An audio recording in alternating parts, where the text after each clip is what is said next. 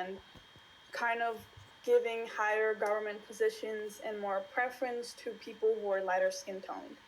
And usually people who are in these positions, they don't have to go out and they don't have to work in the fields or like fight in the army and such. And back then, a lot of the occupation was like farming and agriculture.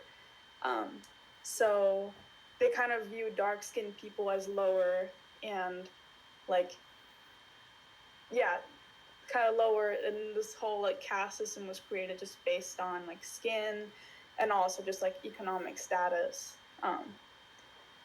So And I'd like to add something if you don't mind, Tanvi. yeah.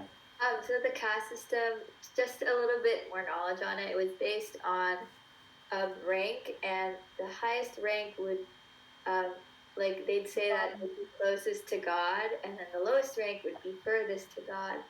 And I think the top rank were Brahmins, and then the lowest rank were untouchables. I'm not really sure what the vocabulary for that was, but people would say that Brahmins were the most closest to God, therefore they had more privileges, and they could do whatever they wanted because in Hinduism, God is very important. So being closer to God would be very important in their daily activities and worshiping.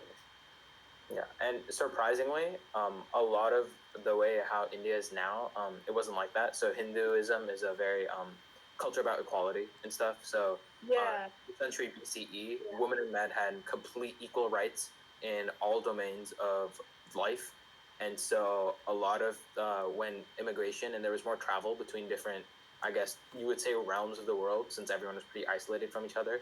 So like starting the 11th century, we had the Mughal invasion, and the Muslims started immigrating to India. That brought in some sexist ideas. And then I guess there was the British colonies that brought in some racist ideas. And like that, I guess what Hinduism was, it kind of evolved into, so Hinduism is still a thing, but people's misinterpretations and outside influences have changed it, I guess, is a good way to put it. Yeah.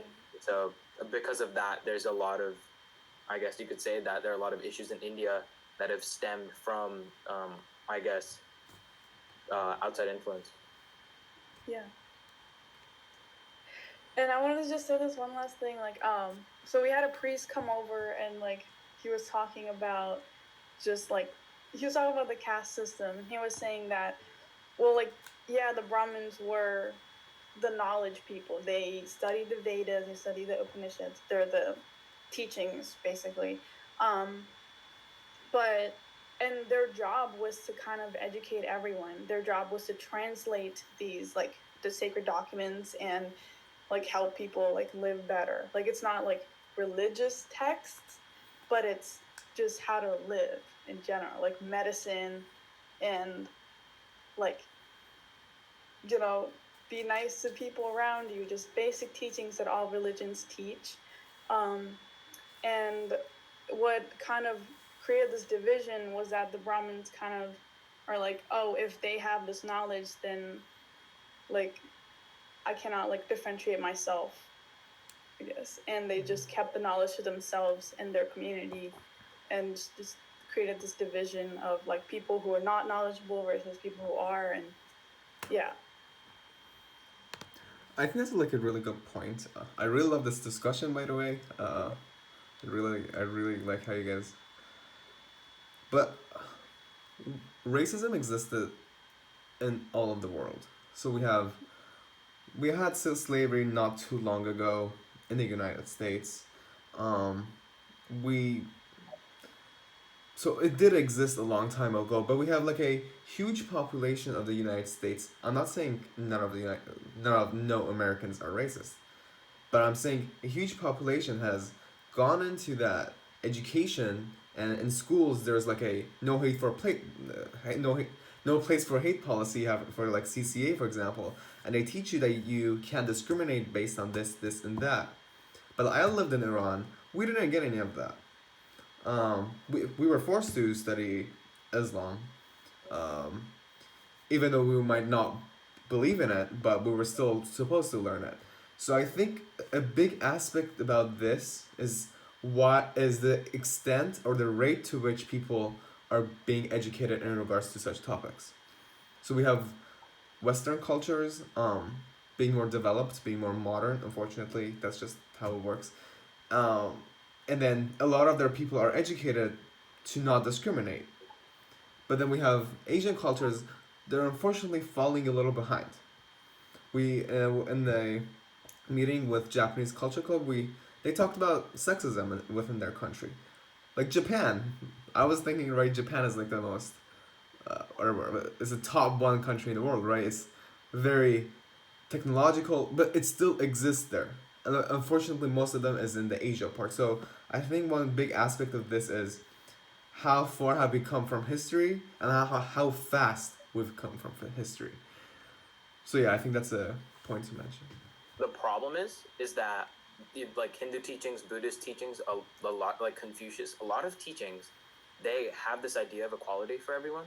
But the problem is that the people who come into possess them, they said they spread misinformation, and they get greedy, and they want to hold on to their power. And so the problem at first wasn't that people weren't getting the right teachings; it's that the social norms change. Even though they teach you what's right, everyone still does something that's wrong. And so I think another important part in at least the East is that a lot of social norms are hard to change because the parents grow up with it. And because of that, even though the children know what's right, they grow up with it too. And it just keeps going down that chain.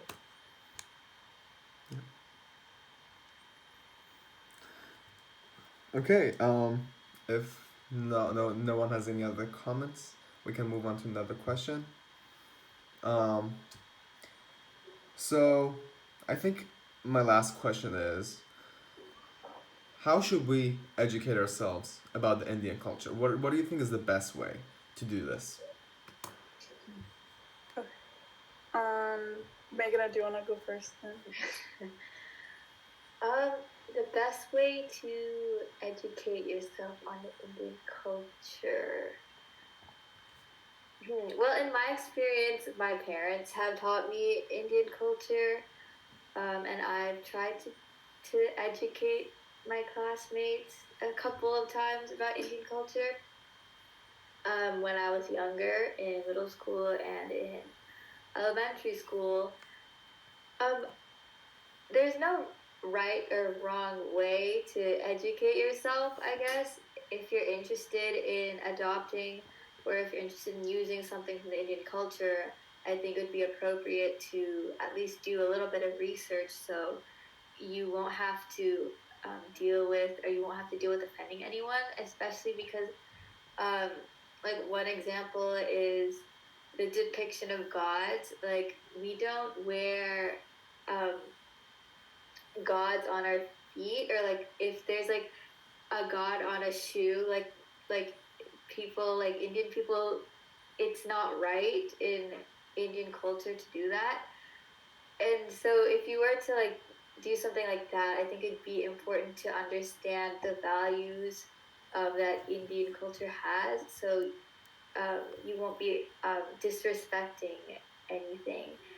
And it's hard to say if like how to educate yourself, because I know like some people just don't want to educate themselves, but they still want to use Indian culture.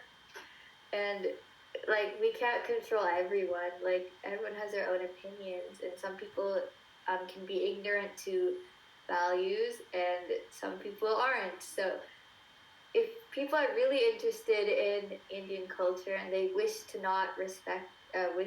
respect it, then they'd probably do their appropriate research.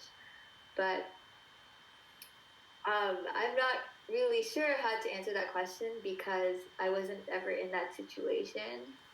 So maybe like if I ever encounter a situation like that, I'd have to think through it. But if I were to encounter a situation like that, I definitely do my research to prevent, or I definitely ask someone or do my research so I won't disrespect anyone, because I know how it feels when someone disrespects my culture, so I wouldn't want to disrespect someone else's culture either.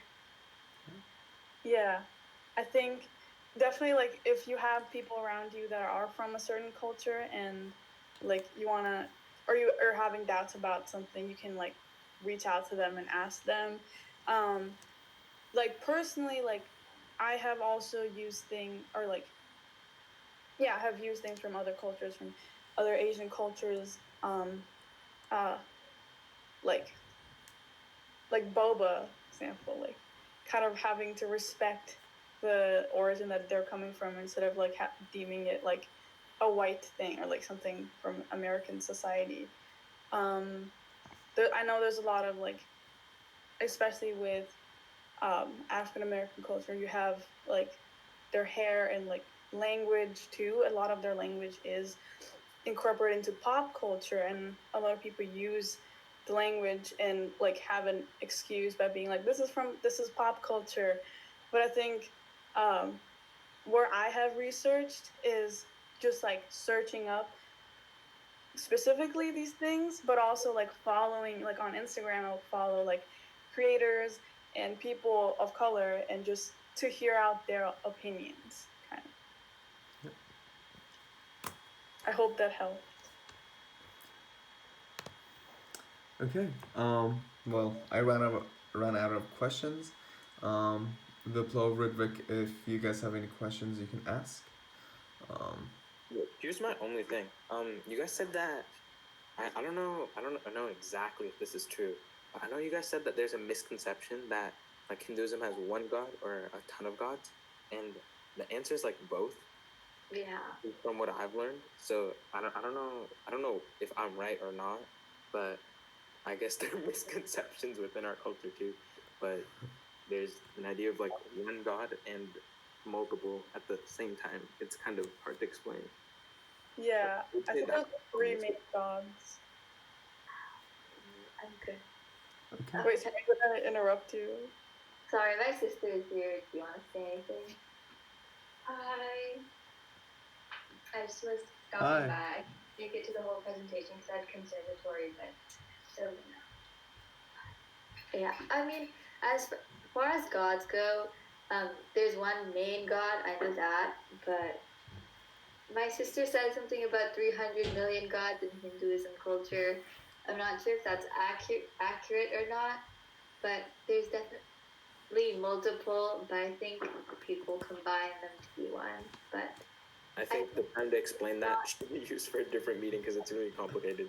Yeah. We'll just leave it there. Yeah, I'm not the person to ask because I'm not familiar with it as much as. There's a lot of gods. I don't think there's one main god. I think there's 3 main gods. Just like in Greek mythology, you have like Zeus, Poseidon, and yeah, Hades. If you guys want to talk about it, it's like there's this idea of Brahman, and then the other gods are ideas to represent it when we're at a young age, and then it's like kind of complicated. But there's one, and there's all. I think the correct term is monotheistic or something like that. Yeah. I'm not sure if that's how you pronounce it, but I think that is the correct term for Hinduism. I think it's poly, because there's many. Yeah, because I think it's poly as well, because we do several like celebrations for different gods. Several. So yeah, there's 3 main gods. There's like 50 main. Yeah. Okay. Shervin, you have any questions about that? I'm sort of singled out here, but no, I'm just kidding. I think it's a great conversation, but since our meeting is limited. I can answer the 3 main gods real quick. Brahma, Vishnu, Shiva. There are a ton of ways to say their names. Yeah. So, Shiva. whatever you prefer. No one worships Brahma though. Yeah. Yeah, but